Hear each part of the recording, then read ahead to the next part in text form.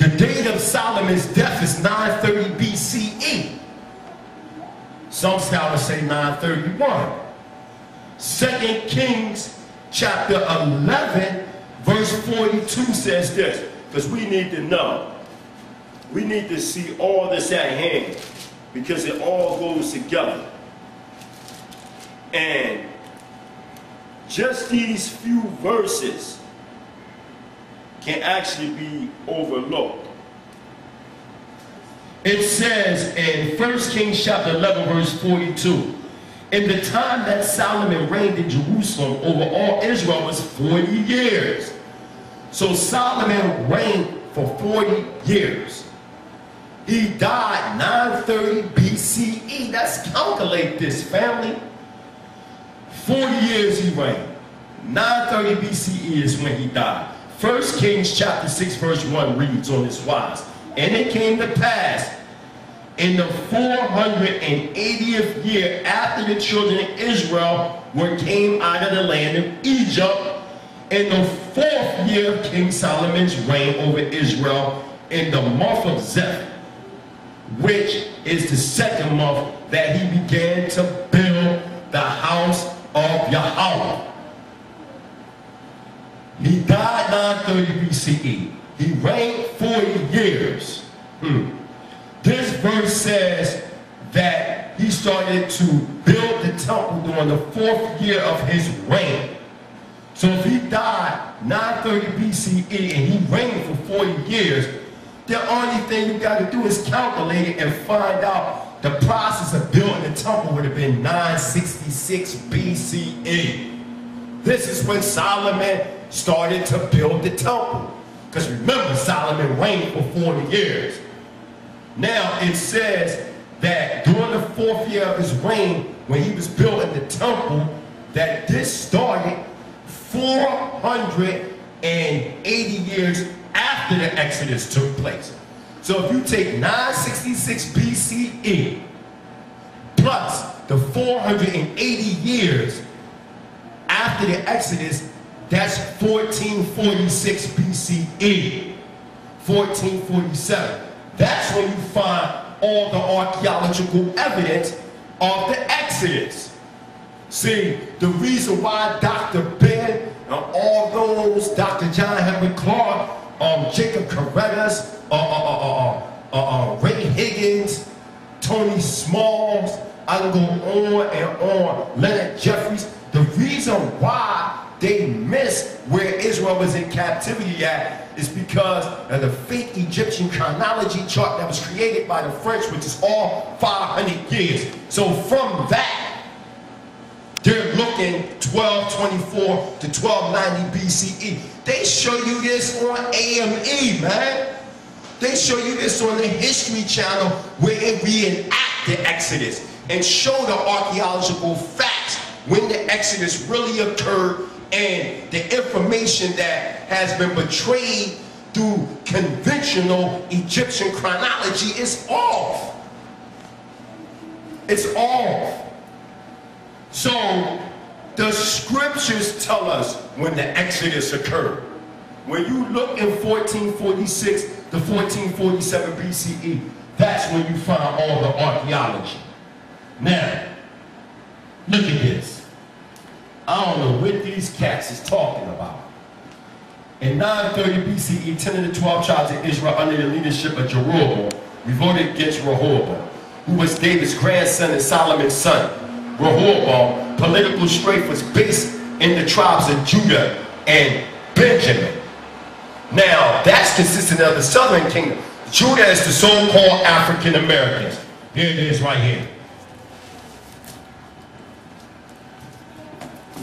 Judah and Anagai did mentioned in here, and I have a reason for that. Now, Judah is Yahweh, or the so-called Igbos, or the Mandingos, or the Sephardi Hebrews of West Africa, which became known as your African Americans.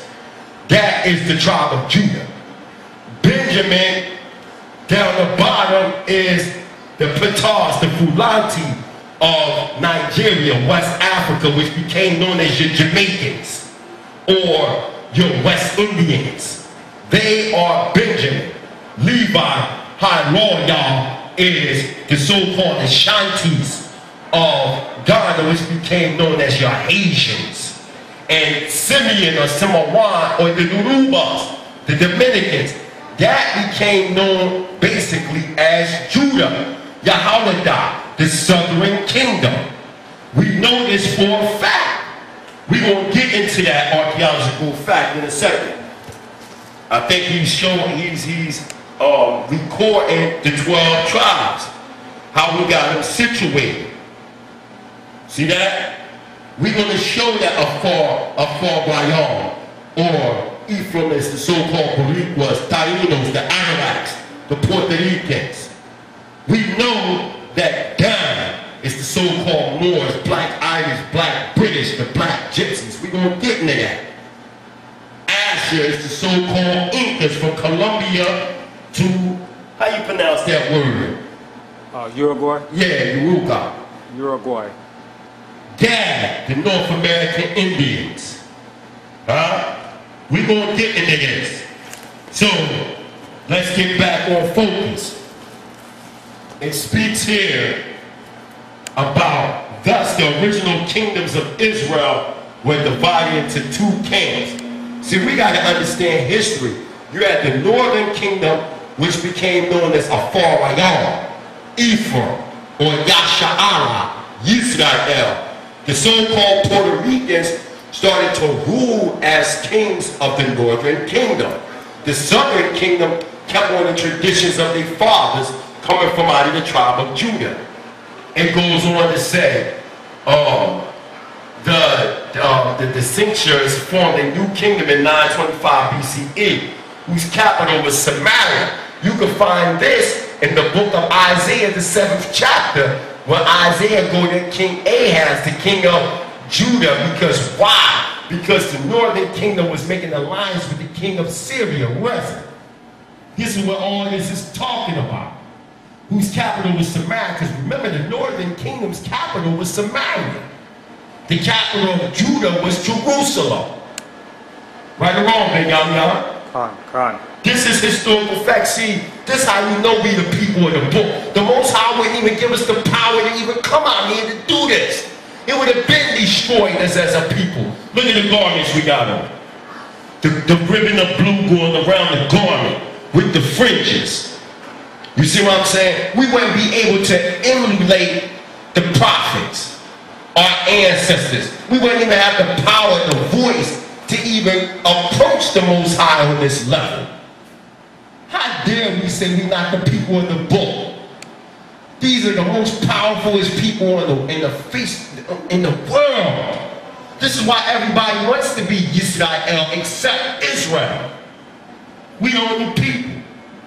It says, the present day area claimed by Israel prime ministers today as a part of Israel. See, we gotta get that out of our mind. The state of Israel today is a phony so-called Zionistic racist regime. That is not the original land of Israel. Lebanon is a part of Israel. Jordan is a part of Israel. Damascus, all that was one. Israel is from the Nile River all the way to the Tigris and Euphrates. That is the land that was promised to our ancestors. Now we're looking at this piece of imaginary fake real estate that these devils Esau have created for us as a people, and we going over there trying to get over there with them crackers, not understanding all that and plus more is ours. Let's continue on. It says, the tribes of Judah and Benjamin, and perhaps that of Simeon, united as the kingdom of Judah, which continued after the original kingdom of Israel was captured by King Sogar II in 721 BCE. After the 8th century BCE, conquest of the kingdom of Israel by Assyria and the deportation and scattering of the 10 tribes. The biblical story continues with the diaspora of the Hebrews from the kingdom of Judah in 586 BCE.